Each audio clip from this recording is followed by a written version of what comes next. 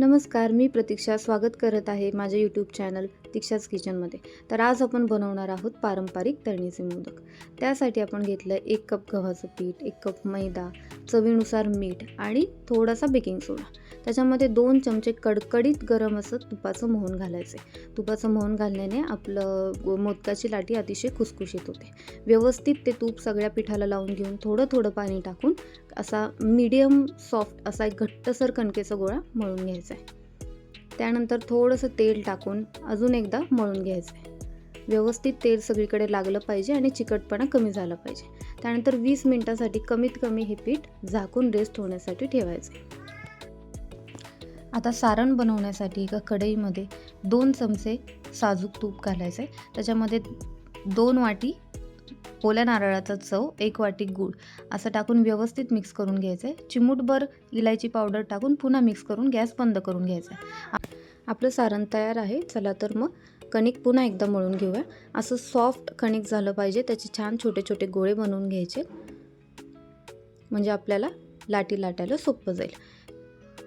तुम्ही पाहू शकता की मी किती छोटीशी लाटी घेतली आणि व्यवस्थित मी त्याला लाटून घेत आहे.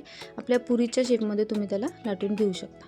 लाटल्यानंतर पुरी अशी हातावर घेऊन त्याच्यामध्ये तुम्हाला हवं तेवढं सारण, म्हणजे मोदकात बसेल असं सारण भरून घ्यायचं आणि 3 बोटाच्या साहाय्याने तुम्ही बघू शकता मी कशा त्याच्या प्लेट्स बनवते, कळ्या बनवते, तशा कळ्या बनवून घ्यायच्या आणि एका हातावर ठेवून दुसऱ्या हाताने हळूहळू त्याला रोल करून घ्यायचं आहे, जेणेकरून कळ्या जास्त चेंबल्याही जाणार नाहीत आणि व्यवस्थित मोदकाचा शेप येईल. त्यानंतर वरती असलेलं जास्तीचं कणिक तुम्ही काढून टाकू शकता. तुम्ही बघू शकता किती छान मोदकाचा शेप आलेला आहे. असे करून मी सगळे मोदक तयार करून घेतले. चला तर मग तळून घेऊया.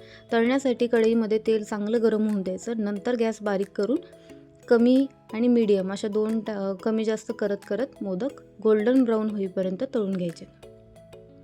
अगदी हलक्या हाताने मोदकांना हलवत राहायचं, का तर ते एकाच बाजूने लाल व्हायला नको. सगळ्या बाजूने त्यांना एकसारखा असा रंग आला पाहिजे. तुम्ही बघू शकता मी एकदम मीडियम फ्लेमवरती मोदक तळून घेत आहे. असं केल्याने त्याची बाहेरचं जे आवरण असतं ते अतिशय खुसखुशीत होतं. बघा किती सुंदर मोदक तयार झाले आहेत. व्हिडिओ आवडला असेल तर लाईक, शेअर आणि सबस्क्राईब नक्की करा. थँक्यू.